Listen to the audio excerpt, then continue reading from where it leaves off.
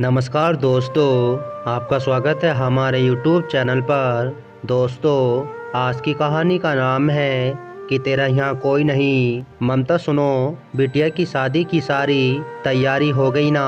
जी आशा के बाबूजी, सब तैयारी हो गई, लेकिन विवाह का घर है, कुछ न कुछ तो छूट ही जाता है, काम तो निकलता ही रहेगा। हाँ, तुम सही कह रही हो आशा की माँ, तुम भी देख लो और मैं भी देख लेता हूँ कि कहीं कुछ कमी बख्शी न रह गई हो। आशा बेटे की तरफ से तो सब तैयारी हो गई ना, उससे भी पूछ लेना और उसे यदि कुछ और चाहिए हो तो भी पूछ लेना। बिटिया की शादी में कुछ कमी नहीं रहनी चाहिए और ध्यान देना कि उसकी कोई बात मन ही मन में न रह जाए। हाँ हाँ, बिल्कुल कोई कमी नहीं रहनी चाहिए। लाडली ननंद रानी की शादी में आरती बेटा, तुझे भी जो चाहिए तू खरीद सकती है। नहीं माँ, मुझे तो बस आपका प्यार और साथ चाहिए। अरे भाभी, बता दो ना क्या चाहिए, वरना बाद में कहोगी कि किसी ने पूछा तक नहीं और शादी में आए रिश्तेदारों से हमारी बुराई करोगी।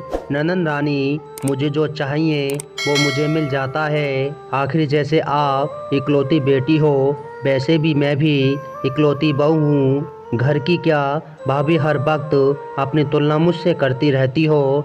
आपको मैंने कितनी बार समझाया है कि आप इस घर की बहू हो और मैं बेटी। जब से आप विवाह करके आई हैं, तब से आप मेरी जगह लेने की कोशिश कर रही हैं, लेकिन आप कभी सफल नहीं हो पाई। अब तो समझ जाओ कि ये घर मेरा मैका है और आपका ससुराल है, आपका यहाँ कोई नहीं। नंदन रानी, अब तो आप भी विवाह कर ससुराल जा रही हो, अब तो कम से कम ऐसी बातें करना छोड़ दो। बिटिया जब मैके से विदा होती है तो ससुराल ही उनका घर, उनकी पूरी दुनिया बन जाता है और वो ससुराल और ससुराल के लोगों को ही अपना सब कुछ मानने लगती है।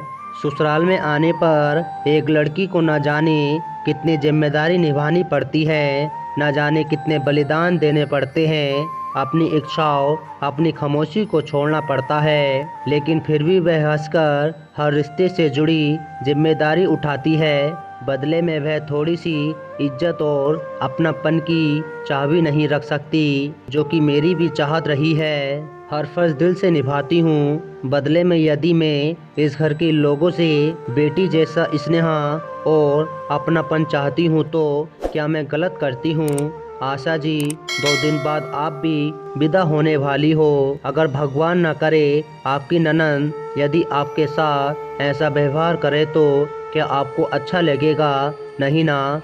आशा और आरती की बातें ममता जी सुन रही थी और चिंतित भी थी कि ये तो जमाने का दस्तूर है कि बहुओं को बेटियों का दर्जा कभी नहीं मिल पाता, चाहे कितना भी कर ले, लेकिन ससुराल वालों की नज़रें में बहू ही रहती है। आरती को मैंने सदा अपनी बेटी जैसा माना और उसने भी मेरे साथ माँ जैसा भाव भी रखा, लेकिन आशा को उसके पिताजी के लाड़ प्यार ने इतना सर चढ़ा दिया कि इसने ये कभी स्वीकार नहीं किया कि पराए घर से आई लड़की को इस घर में उसके बराबर इज्जत, प्यार और अपनापन मिले।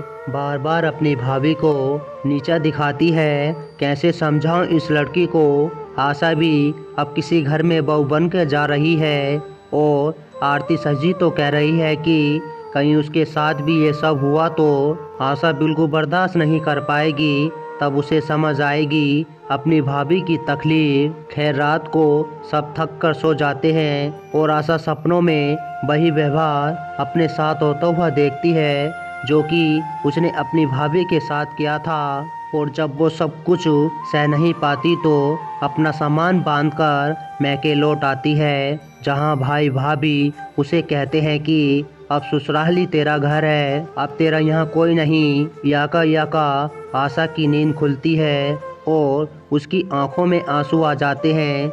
सोचती है पापा के लाड़ प्यार ने इतना घमंडी बना दिया कि भाभी को सदा पराया ही समझा, जबकि वो खुद सदा से छोटी बहन मानती आई है। लेकिन अब मुझे सोच बदलनी होगी और खुद को भी। अगली सुबह आशा आरती से बात करना चाह रही थी, लेकिन काम में उलझी आरती को तो खुद के लिए भी फुर्सत ना थी। कभी कोई किसी काम के लिए बुला लेता, कभी मुन्ना रोने लगता तो उसे संभालती आरती ने बढ़ चढ़कर सारी जिम्मेदारी संभालती। ऐसे ही अगले दिन विवाह की रस्में खत्म हुई और आशा की विदाई का पल आ गया। सबसे गले मिल विदा ले जब आशा आरती के पास पहुंची तब दोनों की रुलाई फूटी पड़ी। आरती ने उसे ढेरों आशीर्वाद दिए और खूब स्नेह से कहा कि ये घर सदा आपका ही रहेगा, कभी इसे पराया न समझना। मन में कोई उलझन हो तो मुझसे बात कर लिया करना और जैसे यहाँ सबकी लाडली बनकर रही वहाँ भी रहना और किसी मुश्किल में कभी ना सोचना कि मेरा यहाँ कोई नहीं है।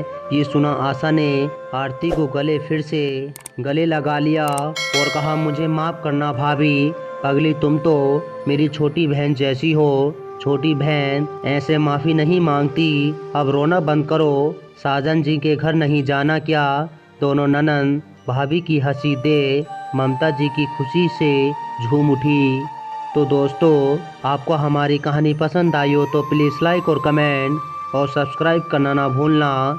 मिलते हैं आपको अगली वीडियो में, जब तक के लिए नमस्कार।